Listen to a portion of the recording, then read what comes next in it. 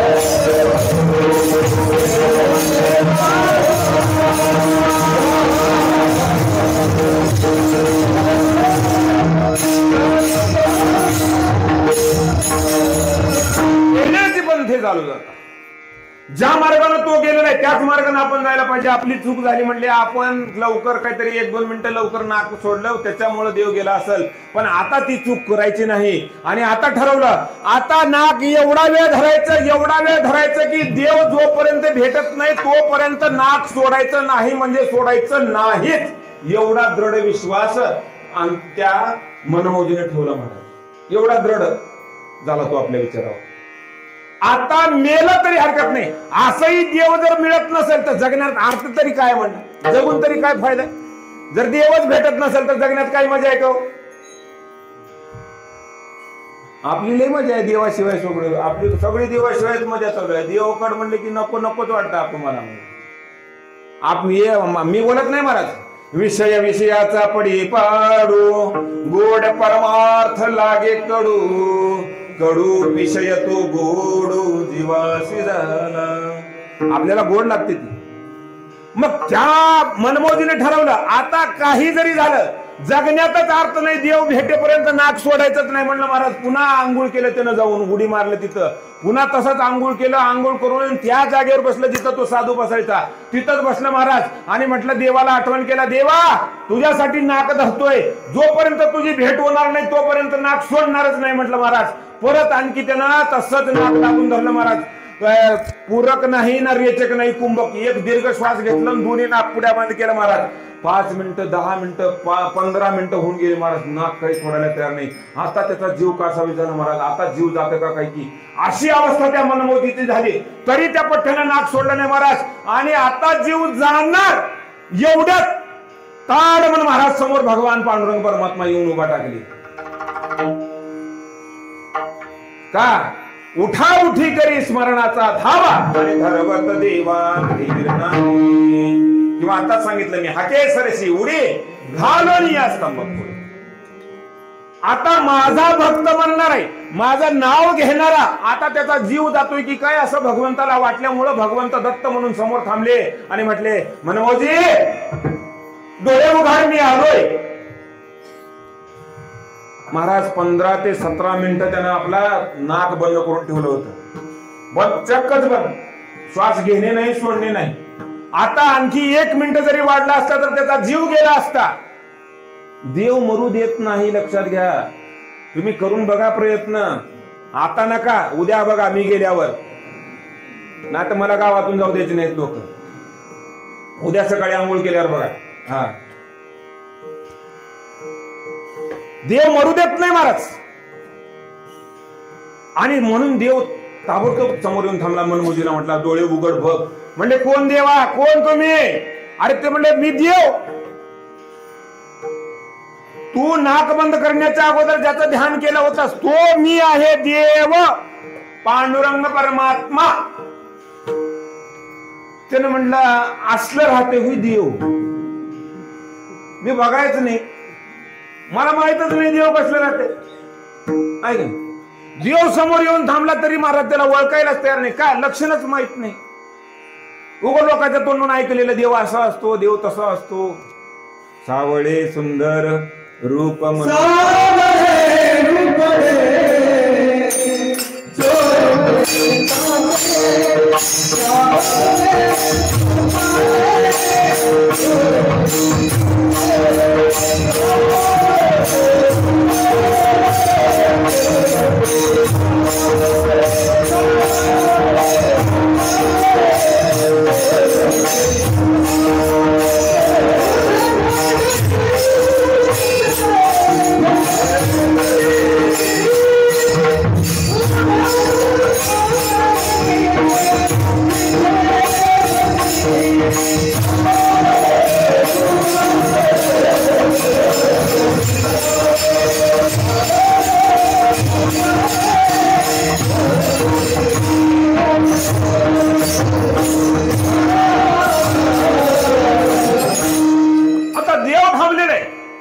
सावळे सुंदर रूप भगवंताच्या समोर पण याला बघितलंच नव्हतं. आधी माहितच नाही देव म्हणतात कशाला.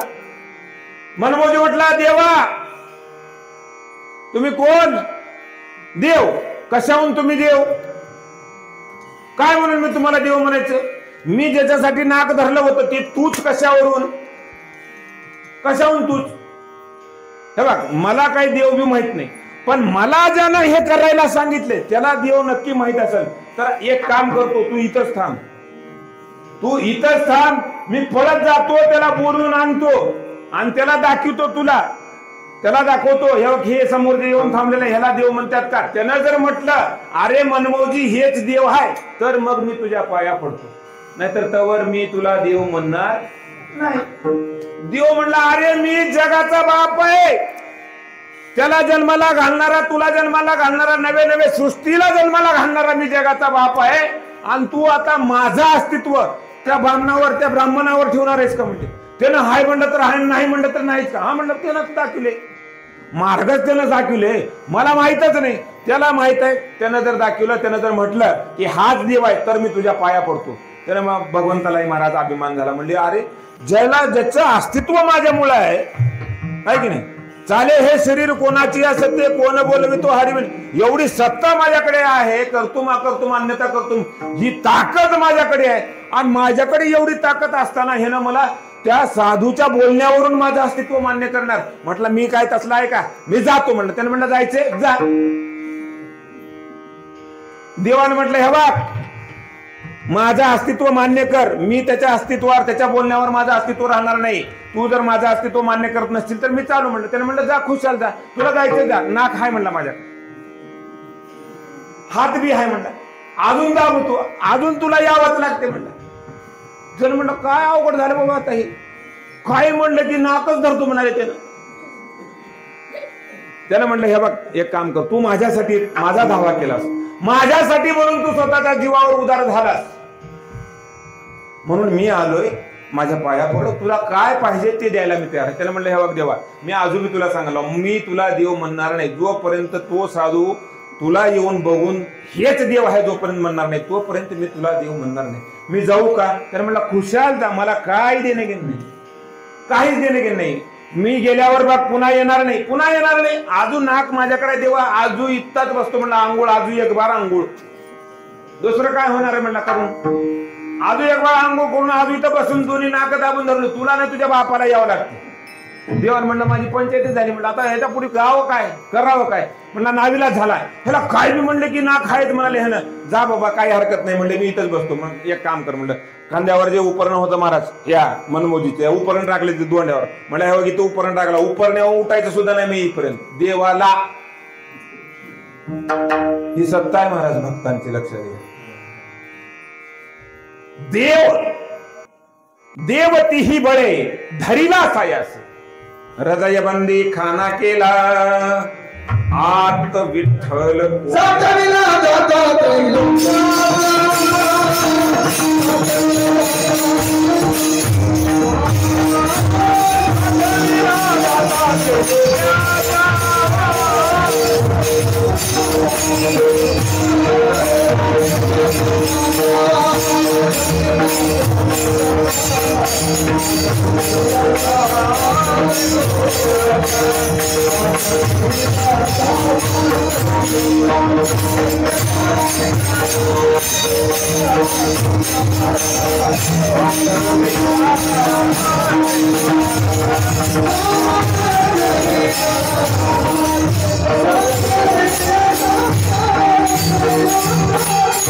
सांगायचं तात्पर्य महाराज, देवाला उपरण टाकून म्हटलं इथंच बैस.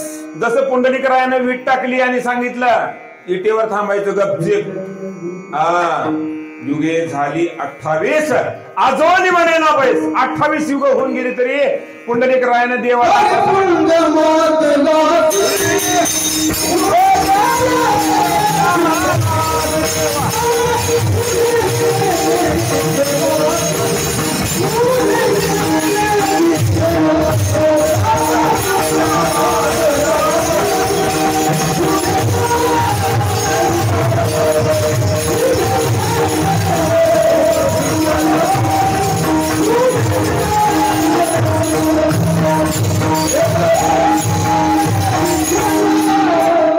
पुण्या मातलासी उभे केले विठ्ठलासी. देवाला उभं केलं तसं देवाला बसविलं महाराज त्या मनमोजीनं. त्यानं पळत पळत गेलं. कुठे गेलं?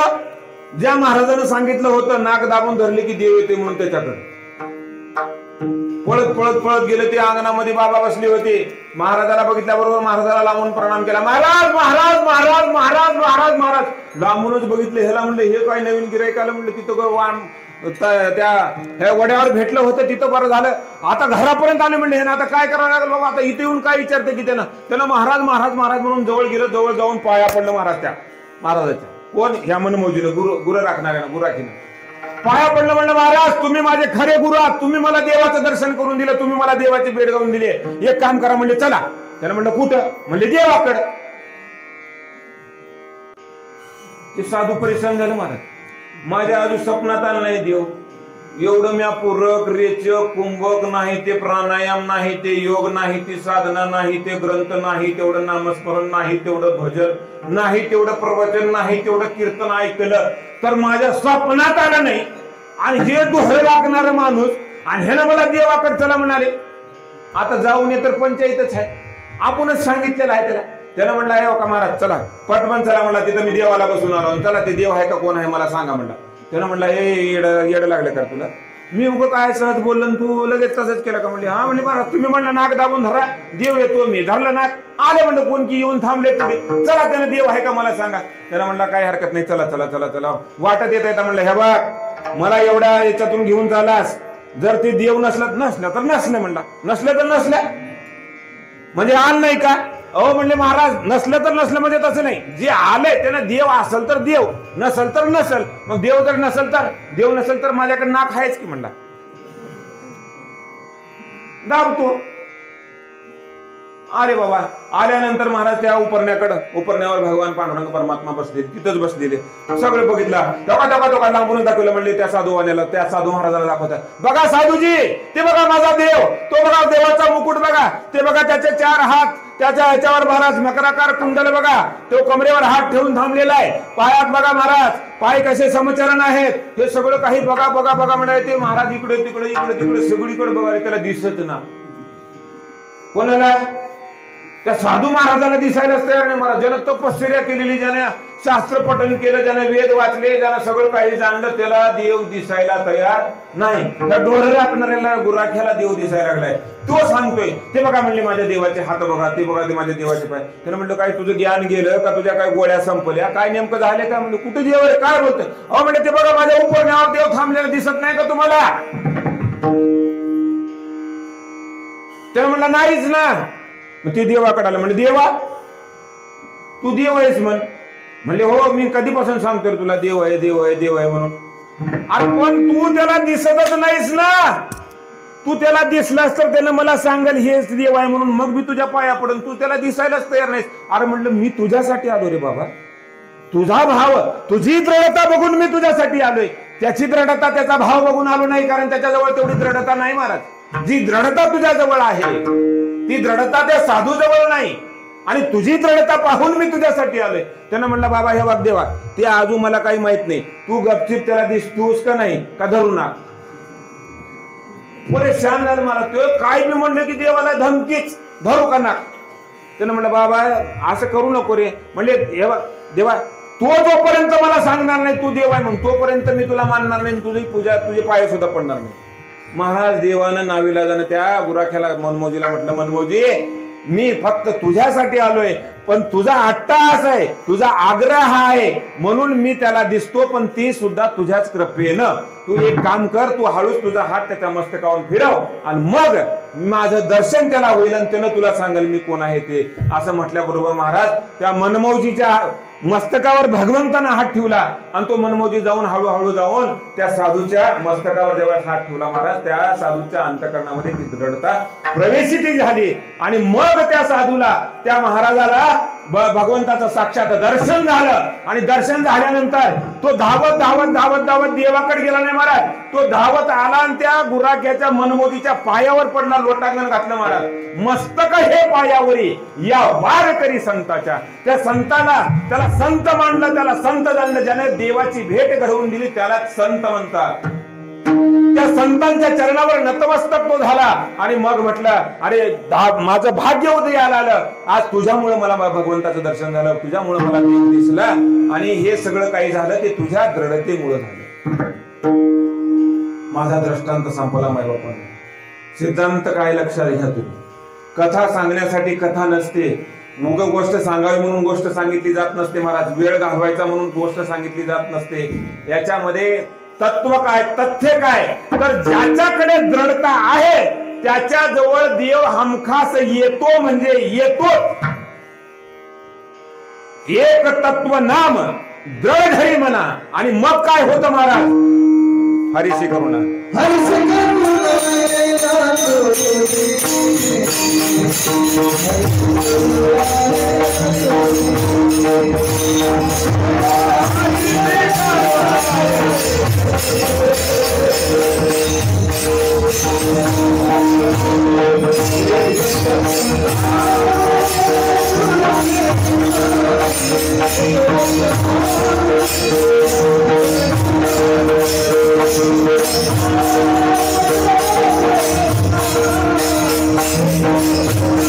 Thank you.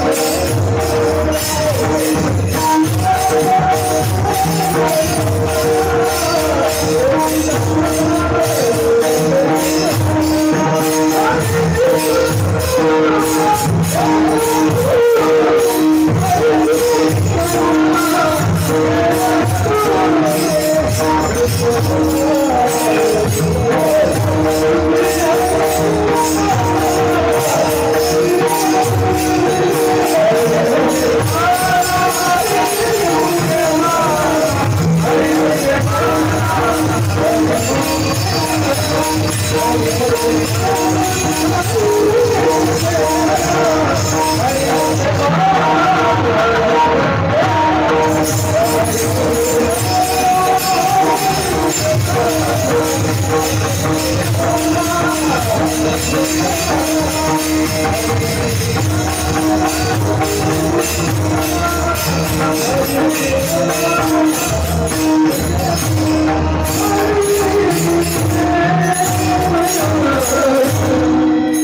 तत्व नाम दृढ धरी मना, हरिसे करुणा येईल तुझी. अभंगातलं एक चरण झाले. 10 वाजता सुरू झालं, 11ला संपले. अजून पुढे 3 चरण आहेत. 12, 1, 2. 2च वाटेल. दृढ विश्वास आहे ना तुम्हाला? दृढता आहे ना? कोणी डोळे बंद करणार नाही ना? नाक बंद करा पण डोळे बंद करू नका बरं. नाक बंद केले की देव भेटते. डोळे बंद केल्यावर देव भेटत सुद्धा दिसतच नाही. भेटायचं तर तिकडेच गेलं. असं जाऊ द्या, विषय सोडून द्या. कारण वेळ जरी झाला तरी मला सप्ताहातलं कीर्तन वेळेवर सोडावं लागते. का? कारण एक दिवसाचं नसते ना. रोज उठून तेच, रोज उठून तेच, रोज उठून तेच. कंटाळा येतो महाराज, नाही? रोज बासुंदी जरी खायला झाली, रोज पुरणपोळी जरी खायची झाली महाराज, तरी कंटाळा येतो. चांगली असते, गोड असते, श्रीखंड चांगलं आहे महाराज, किती बी खा वाटते. 1 दिवस खाईल, 2 दिवस खाईल, 3 दिवस खाईल, 4 दिवस खाईल, 5व्या दिवशी महाराज वक्काऱ्या येतात माणसाला बघून दिल्या. नको बाबा. का? किती बी चांगलं असलं तर सारखं गोड वाटत नाही. पण हे व्यवहारामधल्या गोष्टी वाटल्या पाहिजेत आपल्याला. पण आपल्याला परमार्थातल्या वाटतात असं मला वाटतं. तसं वाटत नसेल आपल्या गावातल्या लोकांना. लय आवडत असेल कीर्तन महाराज. का बरं कीर्तन सप्ताह झाल्यावर बी रोज का बरं कीर्तन ठेवत नाही? मग मागे लागले असतील सप्ताह कमिटीचे. बाबांनो 7 दिवस का बरं वरीसभर ठेवा की? आम्ही काही तयार नाही का? लागेल तेवढे पैसे देऊ, लागेल ते तेवढं मदत करू आम्ही. वरीसभर तुम्ही रोजच कीर्तन ठेवा असं सुद्धा म्हणतील महाराज. सगळे म्हणताल का नाही? म्हणतो का नाही? म्हणायला बा सगळे सरळच. रोज गाव जेवण ठेवू द्या का? उग पारा करू रोजच. घरात आनंद शिजवायचं नाही, गावाला आवतं चालतंय. करू भजन भोजन, आहे की नाही? असं जाऊ द्या विषय. नामोपरायने सांगितलं की नाव तर भगवंताचं घेतलं पाहिजे. पण कसं घेतलं पाहिजे? दृढ. जसं त्या गुराख्यानं दृढ विश्वास ठेवून नाव घेतलं महाराज, तसं नाव आपण ठेवून तसं घेतलं पाहिजे महाराज. देह जावो अथवा राहू पांडुरंगी दृढ भाव. नामदेवराय बोलतात, ऐक. दृढ भाव ठेवला पाहिजे हो. अजून दृढ भाव कसा ठेवायचा? आणखी एक थोडा छोटासा दृष्टांत सांगतो. जास्त काही आपल्याला बोलत बसायचं नाही, लय वेळ आपल्याला हे करायचं नाही. पण आता काहीतरी नियम असतात म्हणून नियमाप्रमाणे महाराज जेवढं नाव, जे नाव भगवंताचं, ज्या भगवंताचं नाव घ्यायला सांगितलं, जे नाव घेतल्यानंतर दुसरं काही करायची गरज पडत नाही महाराज, ते नाम अतिशय गोड. अमृताहुनी गोड नाम तुझे देवा.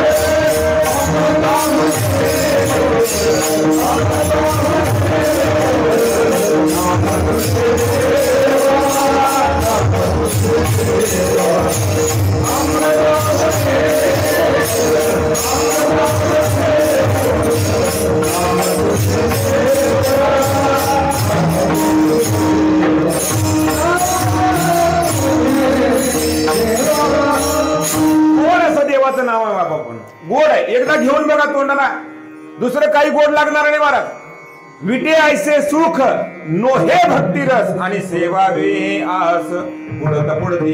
एकदा घेतलं की अजून घ्यावं वाटतं महाराज. खादलेचे खावे वाटे, आहे की नाही? जे खाल्लं ते परत परत खावं वाटतं. ते खाण्यासारखं एकच आहे महाराज, ते म्हणजे माझ्या देवाचं नाव आहे. विठ्ठल किती गावा, विठ्ठल किती ध्यावा, विठ्ठल पहा उभा विटेवरी. सगळीकडे जर आपण करायचं झालं एक तत्व म्हणजे काय? फक्त भगवंताचं नाव. ज्या तत्वानं तुम्ही आम्ही तरले जाणार आहोत, असं कलियुगामध्ये फक्त एकच तत्व, ते म्हणजे नाम. आणि ते नाम कोणतं? विठ्ठल.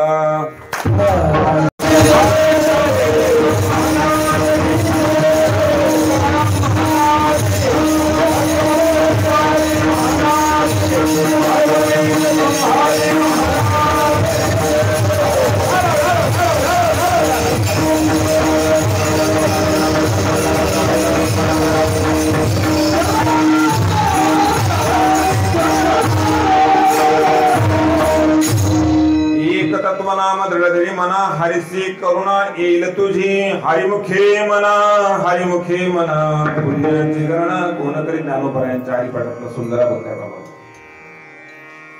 दृढ भावनेनं जर आपण देवाचं नाव घेतलं तर देव नक्कीच आपला होतोच महाराज. फक्त तेवढी दृढता आपल्या जवळ असली पाहिजे.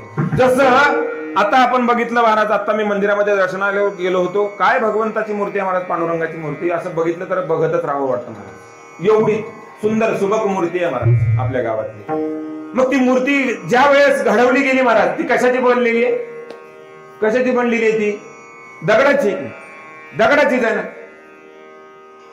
मग दगडाची मूर्ती, दगडाचा देव कधी झाला दगडाचा देव? ज्यावेळेस त्याने टाकीचे घाव सहन केले त्यावेळेस तो देव झाला. ज्यावेळेस त्या दगडाने स्वतःकडे दृढता धारण केली, तो चिरला नाही, तो भंगला नाही, त्याचे खवले निघाले नाही, त्यावेळेस त्याला देवत्व आलं महाराज. उगा देव होत नाही. तसं मनुष्य सुद्धा असा सहजासहजी देवाची प्राप्ती करून घेऊ शकत नाही महाराज. दृढता असली पाहिजे. आपण करायला परमार्थाच्या मार्गाची निवड करतो खरे, पण वेगवेगळे काही प्रसंग ओढवले की आपण जिकडे तिकडे निघून जातो बाबांनो. आपली दृढता राहत नाही. आणि म्हणून जेवढं तुम्ही दृढ राहाल ना तेवढं तुमच्यासाठी फायद्याचं. लक्षात घ्या मला. आपण किती केलं याला महत्व नाही. क्षणभर करा. एकच वेळा देवाचं नाव घ्या दिवसातून. एकच वेळा देवाचं नाव घ्या. लय वेळा घ्यायची गरज नाही. कामामध्ये काम काही म्हणा, राम राम जाईल भवश्रम सुख होईल. आहे की नाही? हरी हरी तुम्ही म्हणारे सकळ, तेने माया जाळ तुट येईल. आहे की नाही? काही करत असताना महाराज हरी बोला देता, हरी बोला घेता.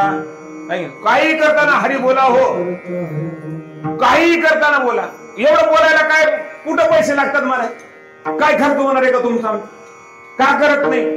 करतच नाही महाराज. आपल्याला आवडच होत नाही त्या गोष्टीची.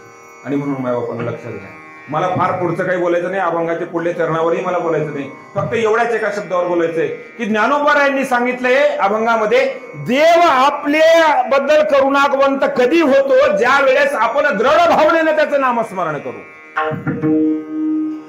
दुसरा एक जाता जाता सोपा छोटीशी एक गोष्ट तुम्हाला सांगतो, लक्षात घ्या.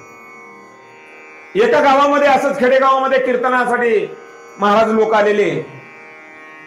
कीर्तन झालं महाराज. कीर्तन झाल्यानंतर अनेक लोक पाया पडायला लागले. आता महाराजाचे पाया पडत असताना रिकाम्या हाताने तर कोणी पाया पडत नाहीत. तुमच्या गावात पडत नाहीत ना? का पडते? रिकाम्या हातानेच पडते. नाही ना असं काही? तशी प्रथा आहे. मग त्या महाराजाच्या कोणी काही देऊन पाया पडला महाराज. कोणी 2000ची नोट दिली, कोणी 500ची दिली, 1000ची दिली नाही. बरं, बंद झाली 1000ची नोट. काही लोकांनी ती सुद्धा चिपकायचा प्रयत्न केला, गुलाबी बघून. नाही, आम्ही पण हुशार होऊन गेलो. आता सगळे लोक काही ना काही देऊन पाया पडायला लागले महाराज. पाया पडले की महाराज आशीर्वाद सुद्धा द्यायला लागले. तशा पद्धतीने महाराज आमच्यासारखेच होते.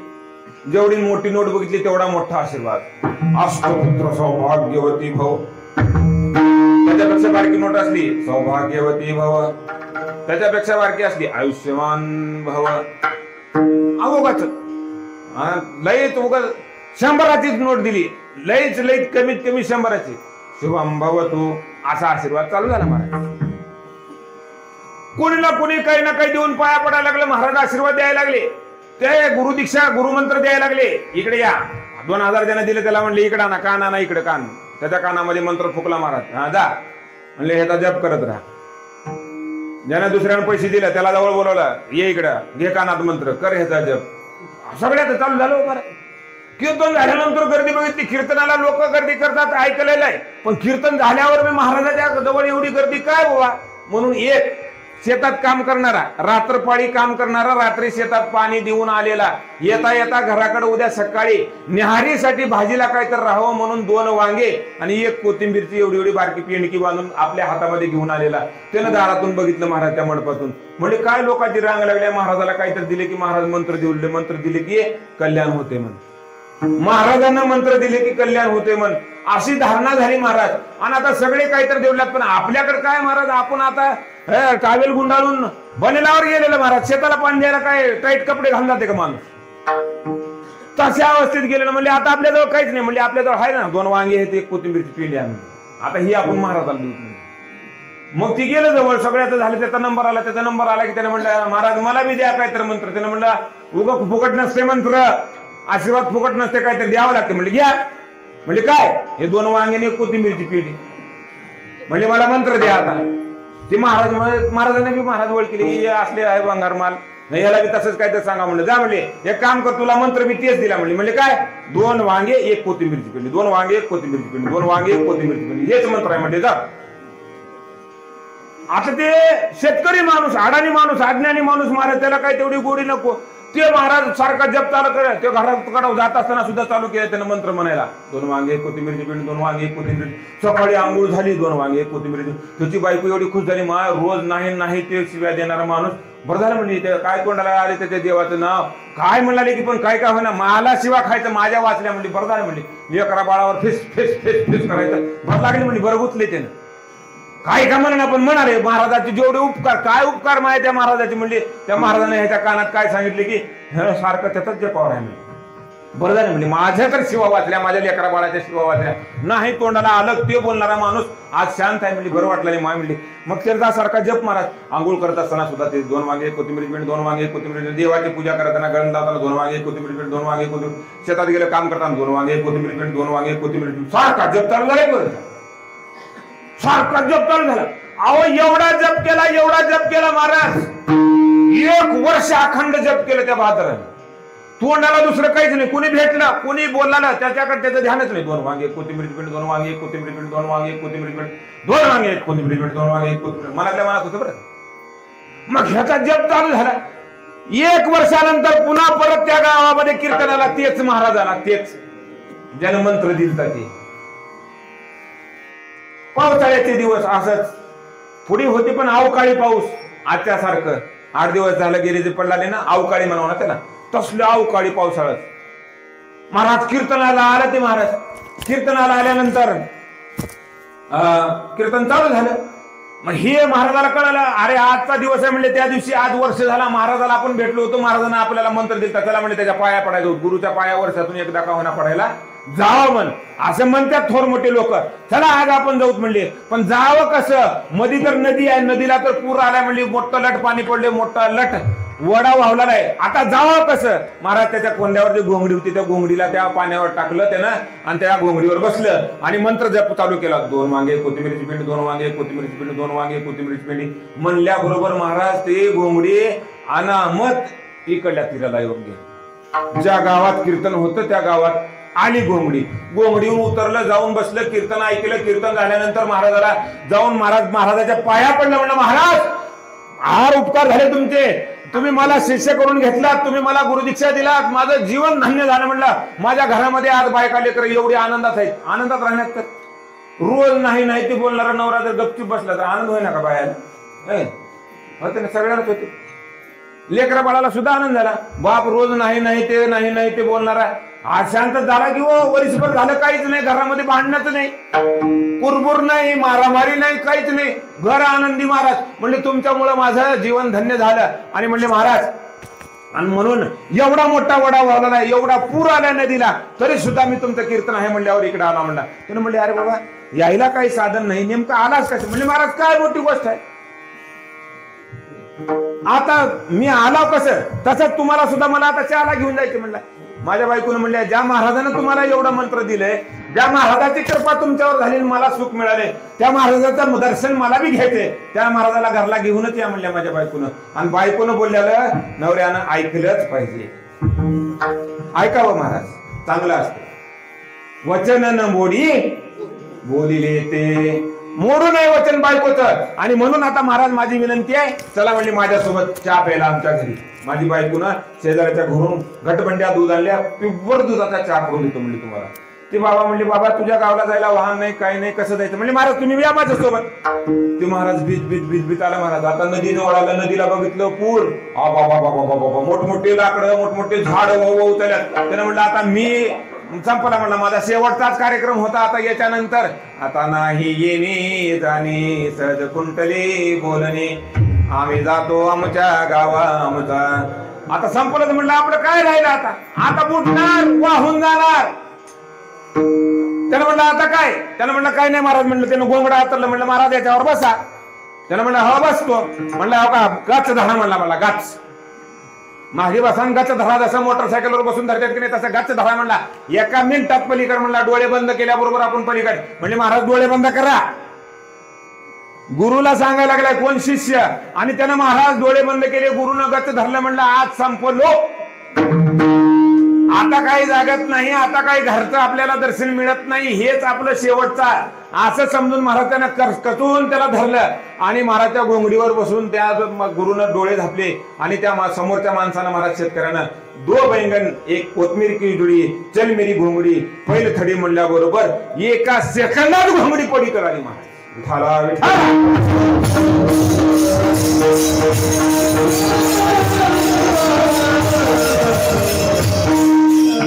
डोळे उघडून बघितलं महाराज. महाराजाला म्हणलं महाराज उठा उठा उठा उठा उठा. ते महाराज आता मी कुठं नरकात हाव का स्वर्गात हाव का यमाचे दूत उठवल्यात मला, ते महाराजाला काही भरोसाच पटना. मी आहेच का नाही की, आता असल्या पुरामध्ये माझं काय झालं असेल, माझं शरीर कुठं गेलं असेल, माझ्या घरचे कसे रडत असतील, हा विचार करत तो बसलेला. त्याला हळूच धक्का देऊन उठवलं. महाराज उठा उठा उठा. घर आले म्हणले माझी बायको तेव्हा दारात पाणी घेऊन थांबल्या. तो डोळे उघडून बघितलं महाराज. डोळे उघडून बघितलं तर काय खरंच ह्या घोंगडीवर बसून हे इकडं पलीकडे अलीकडल्या गावामध्ये आले महाराज. त्या गुरुला, ज्या गुरुनं हा मंत्र दिला होता, तो गुरु असणारा त्या शिष्याच्या, त्या शेतकऱ्याच्या पायावर लोटांगण घातलं. म्हणलं महाराज तू आजपासून तू माझा गुरु आहेस. म्हणलं का? अरे मी सहज तुला जाता जाता बोलून गेलो की 2 वांगे 1 कोथिंबीरची पेंडी हाच मंत्र आहे, आणि तू त्याच्यावर दृढ श्रद्धा ठेवलास, दृढ भावनेनं त्याचं स्मरण केलं, त्याचा जप केलास, म्हणून तुला देव प्राप्त झाला. देवाची कृपा तुझ्यावर झाली. जो देव आम्हाला स्वप्नात सुद्धा आतापर्यंत कधी दिसला नाही, तो देव तुला प्रत्येक संकटामध्ये मदत करतोय. हे तुझं महत्भाग्य आहे, तुझी दृढता होती म्हणून हे सगळं झालं. सांगतात की एक तत्व नाम दृढ धरी म्हणा, दृढ धरलं पाहिजे. आणि एकच नाव घ्यायचं, 1000 नाव घेत बसायचं नाही. आपुला तो एकच देव करुणी घ्यावा, तेने बिन जीवा. सोमवार, मंगळवार, बुधवार, गुरुवार, शुक्रवार, शनिवार जशा टीव्हीवर मालिका बदलतात तसं देव बदलायचं नाही. एकच बघायचं. सिरियल संपलं तरी तिथंच बसायचं, तेच बघायचं, उठायचंच नाही, फक्त त्यालाच बघायचं महाराज. हा म्हणून एकच करायचं. एक तत्व नाम दृढ धरी म्हणा, हरी करुणा येईल तुझी. तुम्ही जर एक तत्वानं दृढ जर धरलात महाराज, तर जसं द्रौपदीसाठी देव धावून आले, जसं भक्त प्रल्हादासाठी देव धावून आले, जसं गजेंद्रासाठी देव धावून आले, तसं तुम्हा आम्हासाठी सुद्धा देव धावून येणार म्हणजे येणार. ही भगवंताची, ही साधू संतांनी दिलेली ग्वाही आहे महाराज. ही भगवंतानं बोललेली गोष्ट नाही, मी येतो म्हणून संत सांगतायत. अरे तुम्ही फक्त नाव घ्या, देवाला यावंच लागेल. ही आम्ही शपथेवर सांगतो. देवा आमच्या बंदिस्त आहे, देव आमचा दास आहे. आम्ही जे म्हणतो तेच देव करतो, आणि म्हणून आम्ही त्याला आमचा गडी म्हणून ठेवलेला आहे. तुम्ही फक्त काय करायचे महाराज, एक तत्वनाम एवढंच सांगितलंय. आणि आजच्या अभंगातून, या चिंतनातून फक्त एवढी एकच गोष्ट लक्षात घेऊन जावा की जेही करायचे ना दृढ भावनेने करा, दृढता ठेवा. उगा डळमळ द्यायचं नाही महाराज. 1 दिवस काय होतंय, 2 दिवस काय होतंय, 3 दिवस काय होतंय, महिनाभर केल्यानं काही फरक पडला नाही, 6 महिने झालं महाराजांना म्हणल्याप्रमाणे केला तरी फरक पडला झाले, असं म्हणून सोडून द्यायचं नाही. एकच धरून चालायचं महाराज. बाप कसाही असो, कसाही असो, शेवटपर्यंत एकच असणार आहे. तसा आपल्या जगाचा बाप जो आहे तो एकच आहे, आणि म्हणून त्यालाच धरायचं, दुसऱ्या कोणाला धरायला जायचं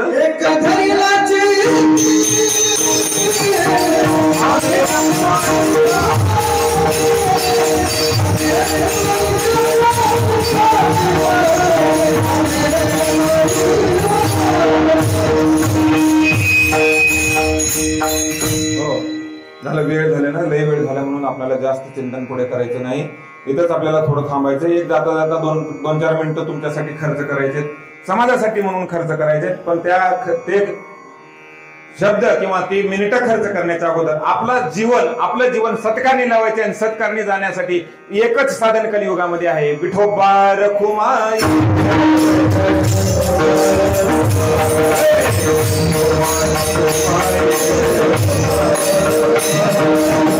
Oh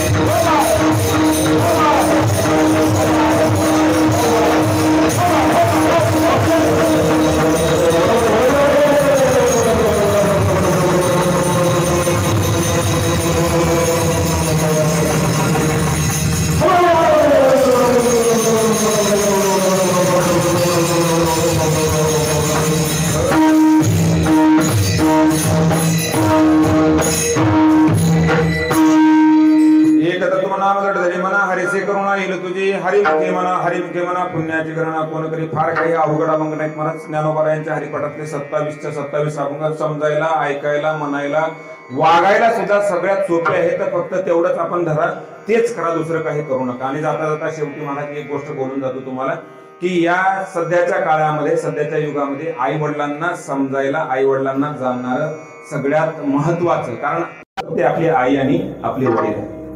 त्यातल्या त्यात सुद्धा महाराज ज्याने जन्म दिला, ज्याने जग दाखवलं, ज्याने आपल्या गर्भामध्ये 9 महिने 9 दिवस आपल्याला वाढवलं, त्या आईचे अनंत उपकार आपल्या जीवावर लक्षात घ्या बाबा. म्हणून ती आई जोपर्यंत आहे तोपर्यंत त्या आईला सांभाळा, तोपर्यंत त्या आईचे महत्व जाणून घ्या महाराज. आई गेल्यानंतर रडून काही फायदा होणार नाही. आई एकदा गेलेली पुन्हा मिळत नाही. आई आणि बाप ही अशी वस्तू आहे महाराज, एकदा आपल्यातून निघून गेले ती गेलेच महाराज. बाप म्हणजे काय असतो महाराज? कुठलाही नवस न करता पावणारा देव म्हणजे बाप असतो महाराज. लेकरानं मागितलं नाही मागितलं तरी स्वतःहून ओळखून लेकरा त्या गरजा ओळखून त्याला जे काय पाहिजे ते पुरवठा करतो, त्याचं नाव बाप आहे. आई आज माझं लेकरू काय खाईल याची चिंता करणारी आई आहे, पण जन्मभर माझ्या लेकरांना काय खाल्लं पाहिजे याची चिंता करणारा बाप आहे. आपल्याला वाटतं आईच आपल्याला लाड करते, आईच बघते, आईच उठवते, आईच लावू घालते, आईच आंघोळ करते, आईच तयार करते, आई शाळेला पाठवते, आईच डब्बा करून देते, आई सगळं करते. जरी करता दिवसातले सगळे कार्य आई करत असली, ही सगळे काही महाराज नित्याचे कार्य जरी आई करत असली, तर फक्त ती रोज लेकराला काय लागतं याची तजवीज आई करते. पण आयुष्यभर माझ्या लेकराला काय लागल याची तडजोड करतो तो बाप असतो. आणि जोपर्यंत ही आई आहे ना तोपर्यंत त्या आईला जाणलं पाहिजे. एक छोटा प्रसंग सांगतो तुम्हाला 2 मिनिटांमध्ये. एका गावामध्ये एक कुटुंब राहत होतं महाराज. पती पत्नी आणि एक मुलगा. 5 वर्षाचा मुलगा, 4 वर्षाचं वय होतं त्याचं, 4 वर्षाचं वय. अंगणवाडीमध्ये जाणारा मुलगा, अंगणवाडीमध्ये जाणारा मुलगा आहे महाराज. आई लोकांच्या घरी धुणं भांडी करते, बाप लोकांच्या शेतात रोजानं जातो. आणि त्या आईला, त्या वडिलाला आपल्या लेकराकडे बघितल्यानंतर महाराज दुसरं काही सुख वाटतच नाही. एवढं सुखी कुटुंब असणार. एके दिवशी महाराज योगायोगानं काय झालं, त्या आईला खोकला लागला महाराज. खोकला, एवढा खोकला लागला, सारखं खोकला लागली, सारखं खोकला लागली, सारखं खोकला लागली महाराज. आणि असं होता होता त्याच्या खोकल्यातून, खोकला ज्यावेळेस बाहेर पडतोय त्या थुंकीतून रक्त बाहेर पडलं. रक्त बाहेर पडल्यानंतर तिच्या नवऱ्यानं विचार केला, अरे बाबा काहीतरी आजार आपल्या बायकोला झालेला आहे, दवाखान्यात गेला. आजार काहीतरी झालाय आपल्या बायकोला, दवाखान्यात घेऊन जावं म्हणून त्या नवऱ्यानं दवाखान्यात नेलं महाराज. शहरातल्या चांगल्या दवाखान्यामध्ये नेऊन दाखवलं. दवाखान्यामध्ये गेल्यानंतर डॉक्टरला सांगितलं माझ्या बायकोच्या तोंडातून अशाला असं खोकताना रक्त पडलं. डॉक्टरने तपासण्या लिहून दिल्या महाराज. सगळ्या तपासण्या केल्या गेल्या. अहो लोकांचे उसने पैसे आणून, नाही त्याच्या पाया पडून पैसे मागून आणून त्या ठिकाणी इलाज सुरू करायचा आहे. आणि सगळी काही तपासणी केली. तपासणी केल्यानंतर रिपोर्ट आले. रिपोर्ट घेऊन डॉक्टरकडे गेला. डॉक्टरने जवळ बोलून सांगितलं, म्हणजे तुम्ही दोघंच राहतात का एका कुटुंबामध्ये? आणखी कोण कोण आहे घरी? म्हणजे महाराज डॉक्टर साहेब आमच्या घरी दुसरं कोणीच नाही, मी, माझी बायको आणि आमचा हा मुलगा. डॉक्टरांनी महाराज धीर गंभीर आवाजामध्ये सांगितलं, म्हणजे लक्ष देऊन ऐका मी काय सांगितलं. तुम्ही तुमच्या बायकोला माझ्याकडे घेऊन आलात, तिच्या थुंकीतून रक्त बाहेर पडलं म्हणून. पण हे रक्त जे आहे हे उगाउगी पडलं नाही महाराज. तुमच्या बायकोला रक्ताचा कॅन्सर आणि ती आता शेवटच्या स्टेजमध्ये. शेवटचे मोजके काही 8-10 दिवस ती राहू शकते, त्याच्यापेक्षा जास्त तिचं आयुष्य आता आम्हाला दिसत नाही. आणि याचा इलाज पण काही होणार नाही. तुम्ही कुठून पैसे सुद्धा खर्च करू. अगोदरच लोकांच्या इथे रोजाना जाणारा नवरा महाराज आपल्या लेकराच्या तोंडाकडे बघितलं, बायकोच्या तोंडाकडे बघितलं, बायकोनं सुद्धा ऐकल्यानंतर महाराज नवऱ्याच्या आणि लेकराच्या तोंडाकडे बघितलं. गप गुमान शहरातून घराकडे आले महाराज.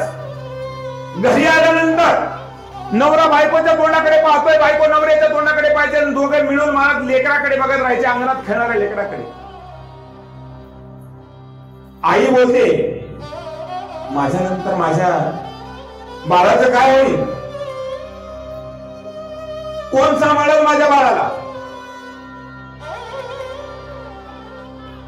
बाप एखाद्याची आई गेल्यानंतर सगळं गाव रडायला येतं. अरे तुझी आई गेली तर काय झाली, मी आहे ना तुझ्या आई सारखी, मी आहे ना तुझ्या आई सारखी, मी आहे ना तुझ्या आई सारखी, मी आहे ना तुझ्या आई सारखी.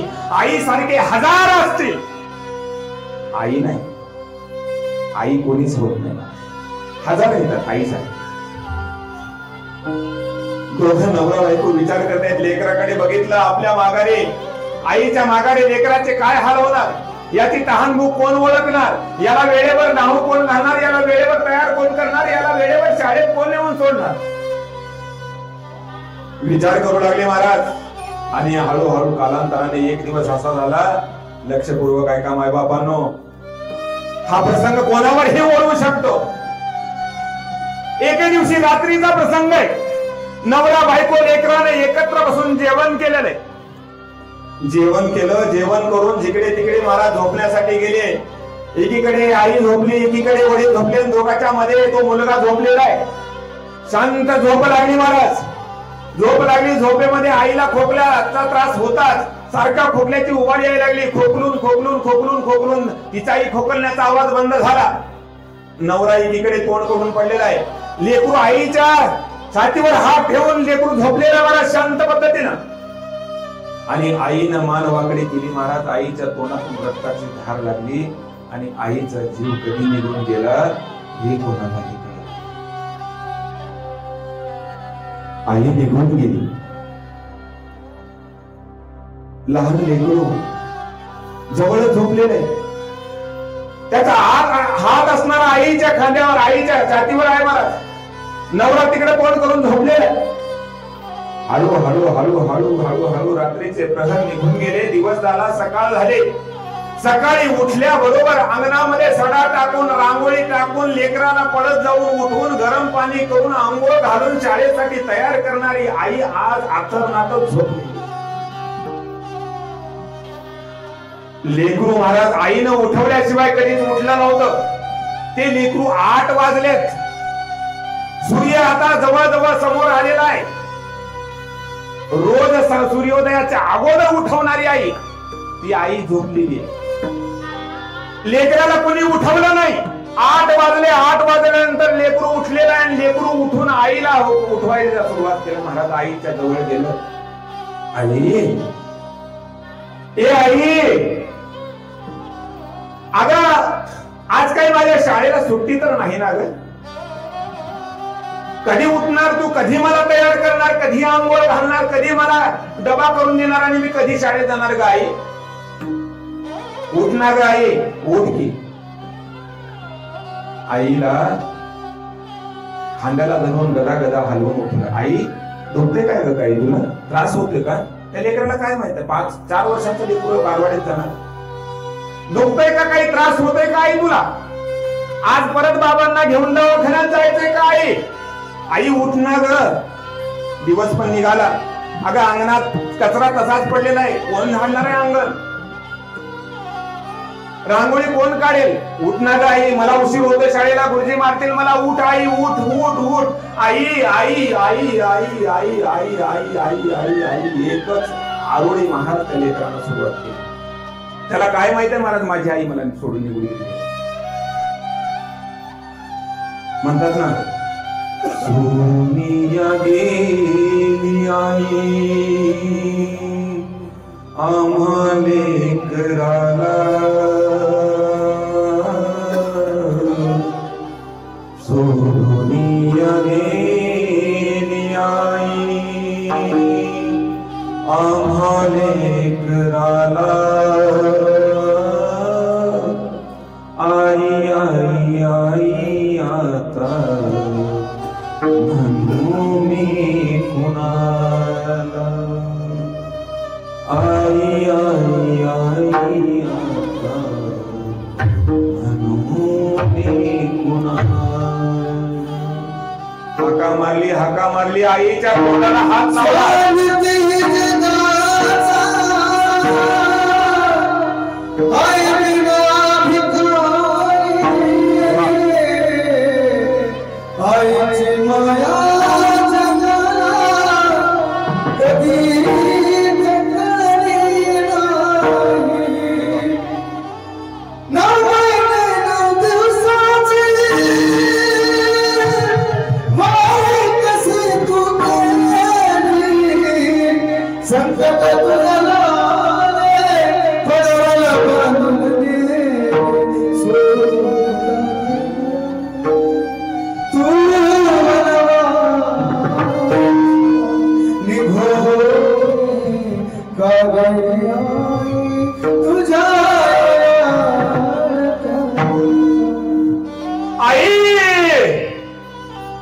डोळ्याला महाराज आईच्या तोंडाला हात लावला. आईचं डोकं तिकडे असलेलं आईच्या तोंडाला हनवटीला हात लावला. आई उठ म्हणून लेकरानं आपल्याकडे हनवटी फिरवली. आईच्या तोंडातून रक्ताचा पाठ वाहिलेला पाहिला, रक्त सुकलेलं पाहिलं. धावत धावत बाहेर गेला, अंगणामध्ये गेला. अंगणात जाऊन बापाला मानली, बाबा बाबा इकडे या. अहो आई का उठत नाही बघा ना, मी किती हाका मारल्या तरी माझी आई उठत नाही हो. आणि मग महाराज तो बाप असणारा मध्ये जाऊन बघितलं, बापानं बघितलं, अरे आपली आई कधीच आपल्याला सोडून निघून गेली. तुझी आई आता ती आई तुला भेटणार नाही. ती आता आई कायमची झोपलेली आहे, ती आता कधीच उठणार नाही बाळा. आणि अशा प्रकारचं महाराज म्हणून त्या लेकराला समजूत घालायला सुरुवात केली. शेजारीचे पाठाचे सगळे लोक आले. लोक आल्यानंतर सगळ्यांनी गडबड केली. गडबड करून महाराज तिचा प्रेत चालवला. प्रेताला अग्नी देण्यासाठी सुद्धा महाराज आपल्या लेकराच्या हातामध्ये अग्नीचा तो ही दिला. त्याला अग्नी संस्कार त्याच्याकडून करून घेतले. कालांतरानं काय झालं पटमन ऐका आता. कालांतरानं अनेक लोकांनी सांगितल्यामुळे महाराज त्या माणसानं लग्न केलं. का? कारण या लहान लेकराचा सांभाळ करायला कोणीतरी बाई पाहिजे. पण ती बाई त्या आईसारखी कधी वागली नाही महाराज. सावत्र आईचे जसं वागणं असावं त्या पद्धतीने ती वागायला लागली. आणि एके दिवशीचा प्रसंग सांगतो, माय बापानं लक्षपूर्वक ऐका. तो प्रसंग ऐकल्यानंतर तुम्हाला मला कळेल की आई म्हणजे नेमकी काय असते आणि आईची किंमत काय असते. एके दिवशीचा प्रसंग आहे. रोज घरातली कामं त्या मुलाकडून करून घ्यायचं, धुणं धुवून घ्यायचं, कपडे भांडे घासून घ्यायचे, अंगण झाडून घ्यायचं, रोज उरलेली शिळी भाकरी त्या लेकराला खायला द्यायची. अशा प्रकारचा प्रतिफळ त्या लेकराचा त्या माईने चालू केला महाराज, त्या सावत्र आईनं. ज्या आईनं कधी महाराज चुलीवरची भाकर काढावी, गरम गरम दुधामध्ये कुस करावी, लेकराच्या तोंडामध्ये घालावी, ती आई त्या लेकराजवळ नव्हती. म्हणून त्या लेकराला रात्रीचं शिळं अन्न खायची वेळ आली, घरातली सगळं कामं करून. आणि मग एके दिवशीचा प्रसंग आहे. ती बाईनं त्या माऊलीनं काय केलं, आपली एक उंची साडी, महागाची साडी त्या लेकराच्या समोर आणून टाकली आणि सांगितलं, ए बाळा, हे पिंट्या एक काम कर, मला लग्नाला जायचंय, एवढी साडी इस्त्री करून दे. या साडीवरून इस्त्री फिरव, मी तोपर्यंत शेजारणीकडे जाऊन येते. आणि मग महाराज रविवार सुट्टीचा दिवस, त्या लेकराकडे महाराज गरम गरम तापलेली इस्त्री तिथे ठेवलेली होती. त्या लेकरानं साडीवर इस्त्री फिरवायला सुरुवात केली. आणि फिरवता फिरवता बाहेरून हाक आले, ए बाळू, ए बाळू. त्याचे वर्गमित्र बाहेर अंगणामध्ये येऊन हाक मारत होते. काय म्हणत म्हणत तो बाहेर अंगणात आला. अंगणात येऊन त्या लोकांना बोलायला, त्या विद्यार्थ्यांना मित्रांना बोलायला सुरुवात केली. आणि सांगितलं, मी खेळायला येऊ शकत नाही. का? कारण माझ्या आईनं मला काहीतरी काम लावलेलं आहे आणि ते काम झाल्यानंतरच मी येऊ शकतो. आईनं मला काम सांगितलंय, ते काम केल्यानंतर मी येऊ शकतो. आता तुम्ही जावा. हे म्हणून मित्राला सांगायला अंगणात आला. तेवढ्यामध्ये महाराज जी इस्त्री करायला साडी ठेवली होती, त्या साडीवरच ती इस्त्री राहिली. आणि तेवढाच साडीचा भाग जळाला गेला. लेकराच्या हातातून त्याचा भाग जळाला गेला. धूर निघतोय, वास यायला लागला. शेजारी बसलेली ती बाई धावत धावत आली, माझ्या घरातून कसला जळालेला वास येतोय. येऊन बघितलं तर काय महाराज, साडी, नवी कोरी साडी जाळलेली आहे. त्या मुलाला फरफटत घेऊन गेला. म्हणले, तुझ्याकडे एक धड काम होत नाही, फक्त खायचाच आहेस, फक्त तुला खायला लागतं 3 टाइम. अरे तुला एक साडी इस्त्री करायला दिली, ती सुद्धा नीट केली नाहीस. माझ्या बापानं महागा मोलाची ही साडी माझ्या लग्नामध्ये दिलेली आणि ती तू जाळलीस. थांब तुला दाखवते या साडीची काय किंमत आहे. अरे तुला काय वाटतं कसं होतं. म्हणून महाराज त्या लेकराला वडत वडत आणलं. जिथं ती साडी इस्त्री करायला ठेवली होती, ती साडीवर ठेवलेली इस्त्री आपल्या हातात घेतली माऊलीनं. त्या लेकराला आडवं केलं आणि आडवं करून त्या लेकराच्या पाठीवर गरम असलेली इस्त्री ठेवली महाराज. लेकराच्या पाठीचं काटाला इस्त्रीला चिटकलं. लेकराच्या तोंडातून हाक निघाली, आई.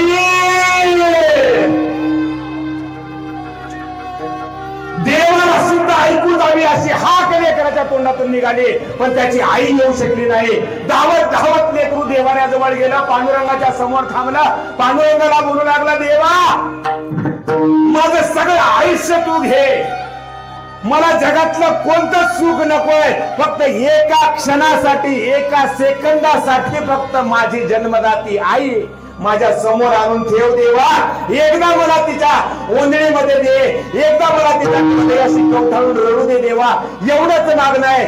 त्यावेळेस पांडुरंग परमात्मा विटेवरचा उतरून आला आणि त्या विठ्ठलानं सांगितलं, त्या पांडुरंगाला त्या लेकराला सांगितलं, तू जगाच्या पाठीवरचं सगळं सुख जरी मागितलास तर मी तुझ्या पायावर ओतायला तयार आहे, पण जे तू मागतोस ते मी तुला कधीच देऊ शकत नाही, कारण त्याचा अधिकार सुद्धा माझ्याकडे नाही. हा अधिकार देवाला सुद्धा नाही महाराज, आई असणारी आपल्याला तो परत करू शकेल. म्हणून मायबापानं जोपर्यंत आई आहे ना तोपर्यंत सांभाळा, तोपर्यंत तिला जपा, तोपर्यंत तिची सेवा करा.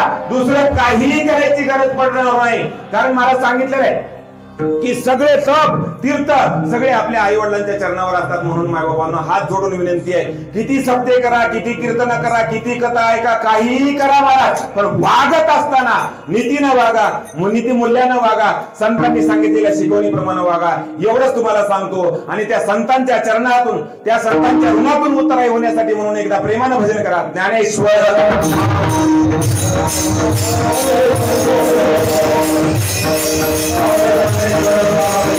Thank you.